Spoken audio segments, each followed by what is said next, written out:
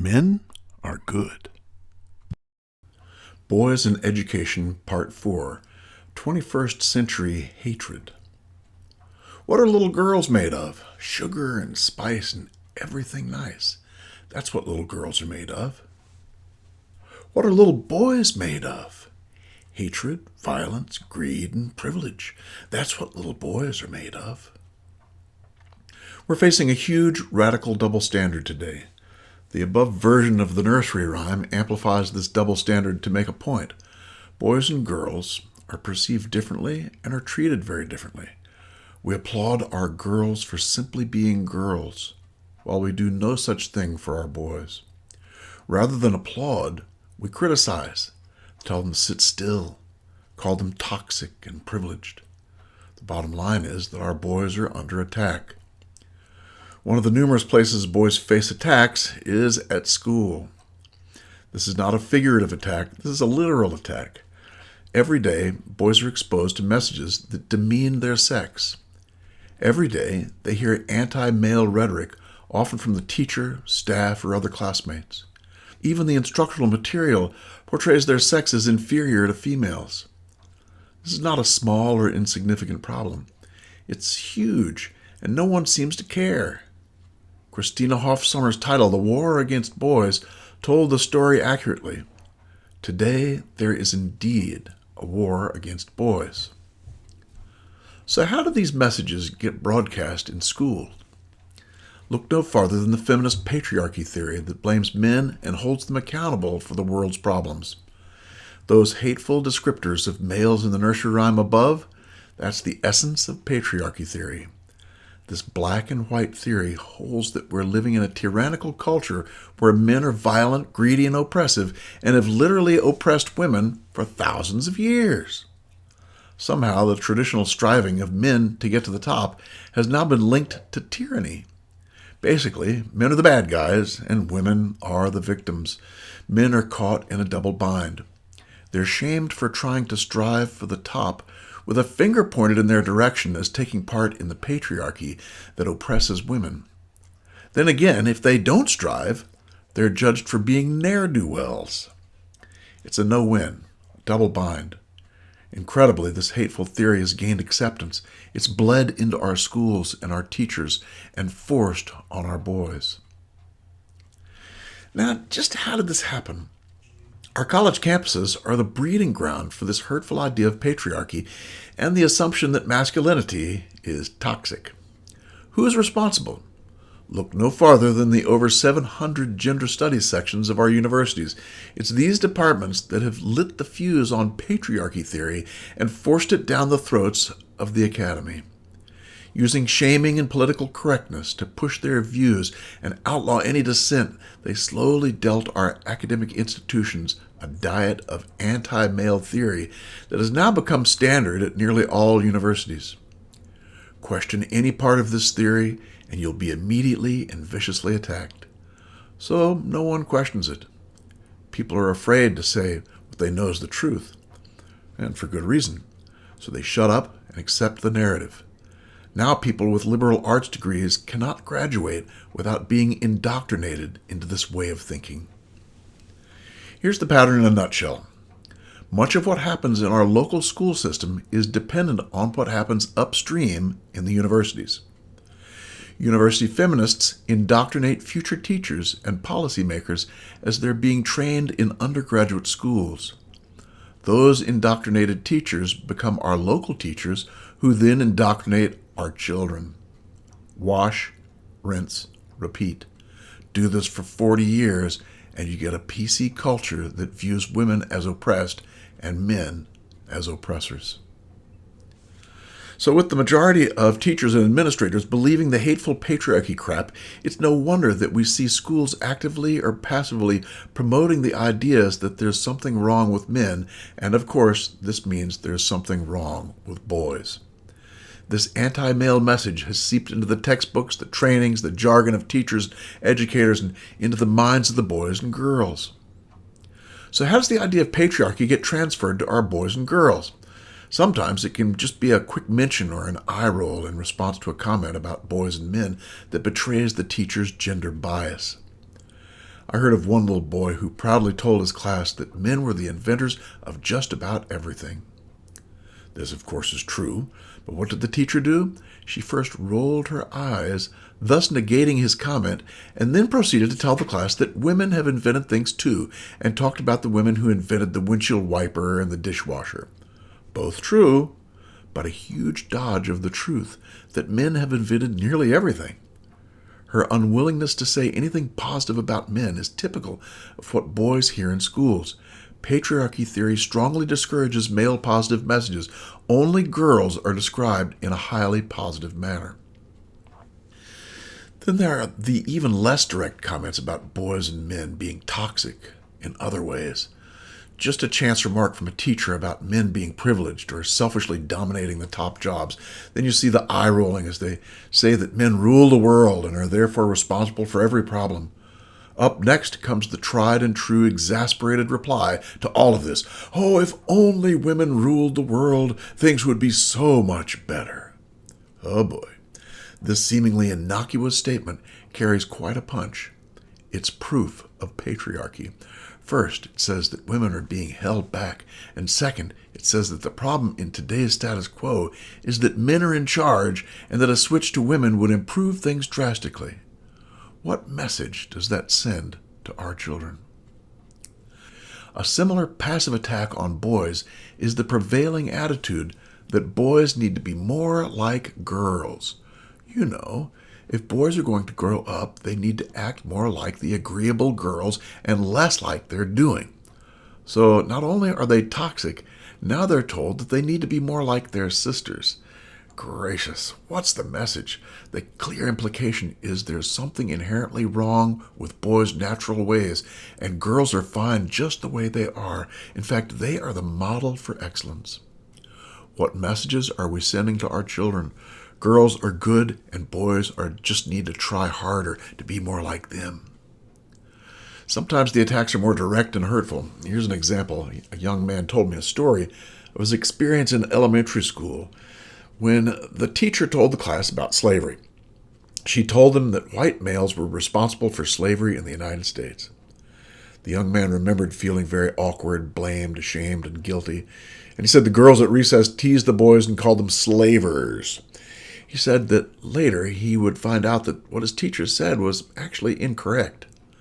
Most white males didn't have a thing to do with slavery, that in its height, only about 1.5% of whites in the United States owned slaves. In fact, the word slave comes from Slavic due to the high percentage of Slavic white men who were originally slaves of the Roman and Greek empires. He said he had learned of a white man named Wilberforce from Great Britain, who single-handedly stopped the slave trade in Great Britain after 59 years of effort in the British Parliament.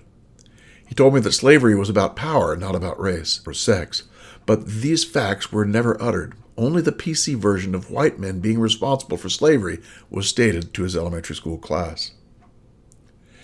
Remember the group that fraudulently pushed for funding for girls in schools, the AAUW? Well, those folks are at it again. They've been having conferences to get women's studies, the ideas we're talking about here, women's studies taught not only in college and some high schools, but also in K through 12, bringing patriarchy theory to an elementary school near you. Oh boy. The message is, of course, that girls are victims and the boys need to take responsibility for their victimization. How to get that message to the little guys? Well, start pushing the victimhood idea to younger girls and push the idea that boys are responsible. There are multiple groups that have started doing just that. An example is the domestic violence people who take this message into elementary schools. What's the message they convey? That women are the primary victims of domestic violence and men are the perpetrators. The myth that women are victims and men are responsible. This is, of course, erroneous, since research has repeatedly shown that domestic violence is nearly 50-50. But what do they tell the boys? They often tell the boys that they, the boys, are responsible to stop violence against women. Really? These little boys? Oh, yeah, that's what they say. Can you see the pattern? They're holding little boys accountable for slavery and now for violence against women. What a strategy! Can you think of a more effective strategy to overload and burden a little boy's brain? No, but wait. Think about this. Women commit the majority of both child abuse and child murder. Should we tell young girls that they're responsible to stop child abuse? I bet you can see how hurtful that would be to thrust upon little girls, but I would also guess that many are okay with blaming and shaming boys for male violence. This is the angry and hurtful path of patriarchy theory. Our students may hear a similar one-sided insanity where men are accused of being solely responsible for the world's problems such as wars, the economy, or a flotilla of other false accusations. The literal message is there's something toxic about being male. This is a direct attack on the identity of boys. Schools are far from the only place that boys hear about these hateful messages. The same nonsense is routinely pushed by the media. Boys hear these same attacks in the TV programs they watch, the news programs, the entertainment media, and repeatedly on commercials. They see men portrayed as incompetent buffoons who need women to solve problems and to make their decisions. These patriarchal messages that boys get in schools are literally a form of brainwashing. Robert Lifton's classic book on thought control and brainwashing is very clear that the first element in brainwashing is to attack the target's identity, and that is just what's being done to boys in our schools. Our boys are under attack. Their male identity is being attacked, and with the passive or active messages being broadcast that there's something wrong with them simply for being born male. Most people are ignorant of the damage that's being done. In fact, most are helping attack them and don't even know it. I heard from a male from one class that told me that the first day in his college class, he was told that he needed to acknowledge his white male privilege in order to participate. Get the picture?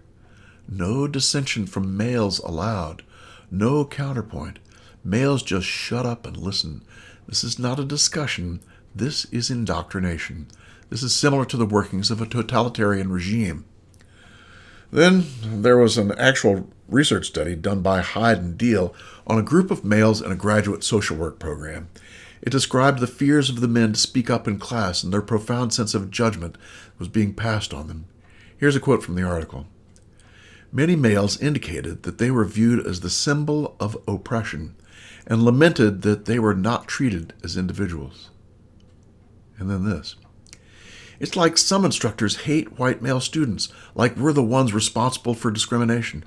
Or as another student forcefully stated, I'm sick and tired of apologizing for having a penis. These messages are heartless, hateful, and deceptive.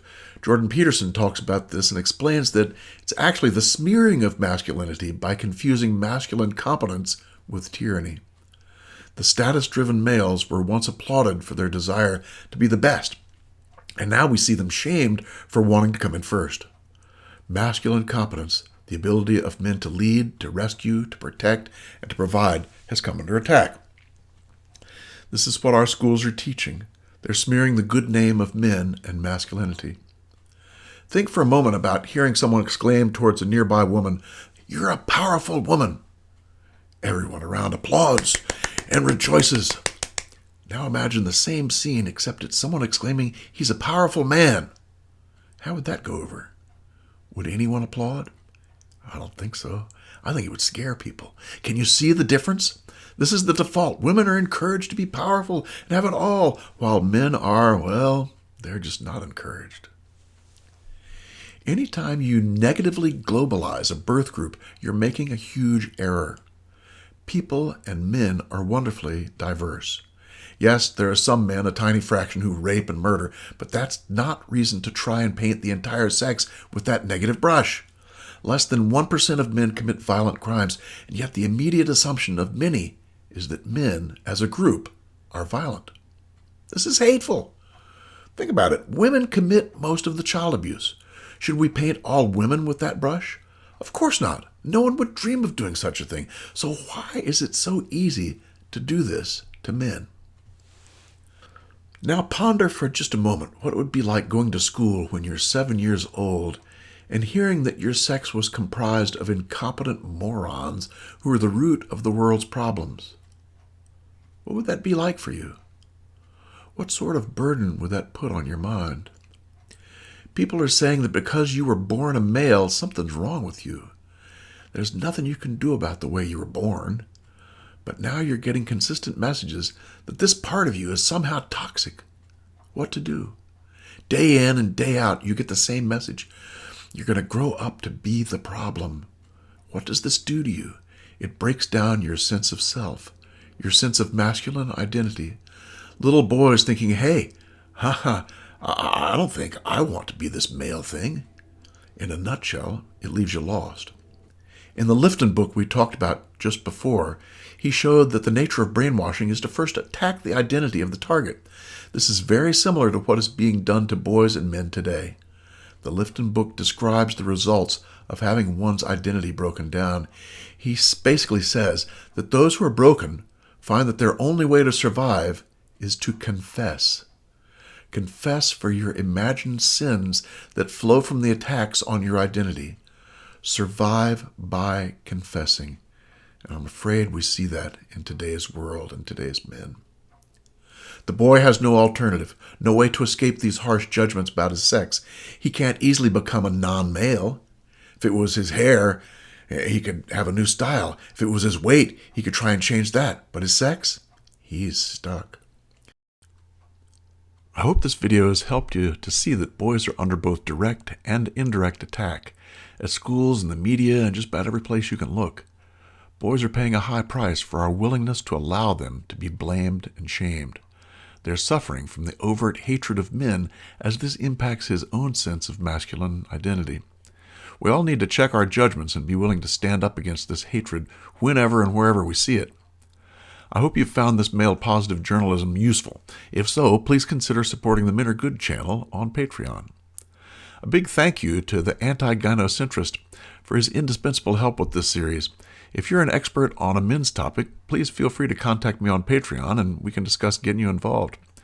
Next up, we'll take a look at the double standard in schools where boys' violence is condemned and girls' violence against boys is ignored. After that, we'll look into the research about the whole topic. And let's not forget, men are good, as are you. Like, comment, subscribe, and all that stuff.